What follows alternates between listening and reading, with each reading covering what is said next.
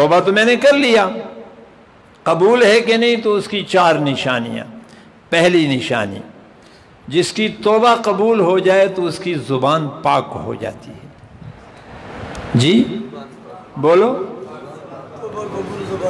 तो हर आदमी अपनी ज़ुबान को चेक कर ले, पाक कब होगी? गाली, धोखा, झूठ, दरोगोई, चुगली, गीबत, बहतान, इन चीज़ों से ज़ुबान को पाक कर लिया इसने।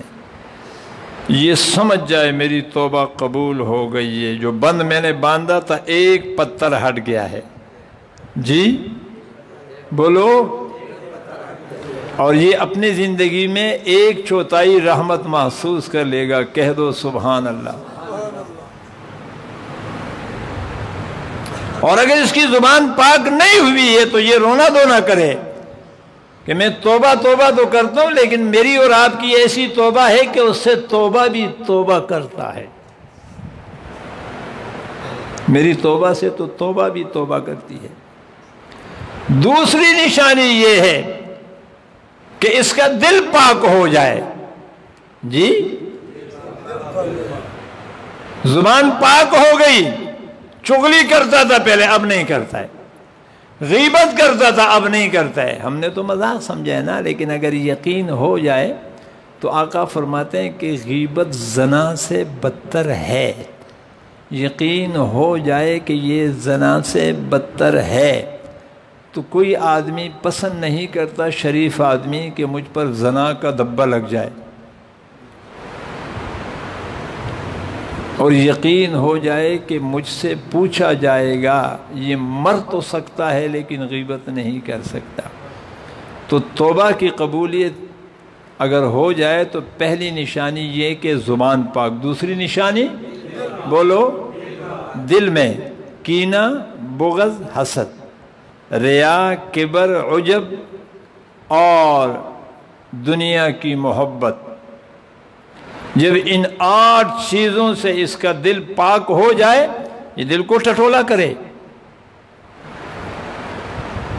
जब इन 8 चीज़ों से इसका दिल पाक हो जाए तो समझो कि तौबे की 2 निशानियां इसको मिल गई। कितनी?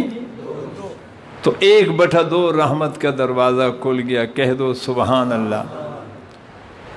तीसरी निशानी कबूलियत तौबा की ये है कि उन मजालिस में या उन वास्तों में जिन वास्तों से ये दूर हुआ था अल्लाह से, या जिन मजालिस से ये दूर हुआ था अल्लाह से, उन वास्तों और उन मजालिस को ये छोड़ देता है।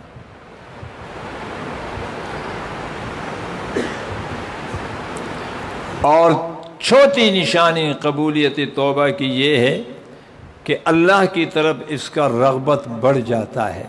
जी, मैंने क्या कहा?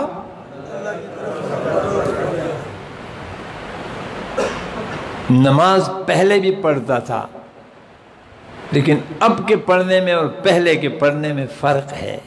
इस वीडियो को शेयर ज़रूर करें ताकि आपके ज़रिए किसी तक खैर की बात पहुंच सके।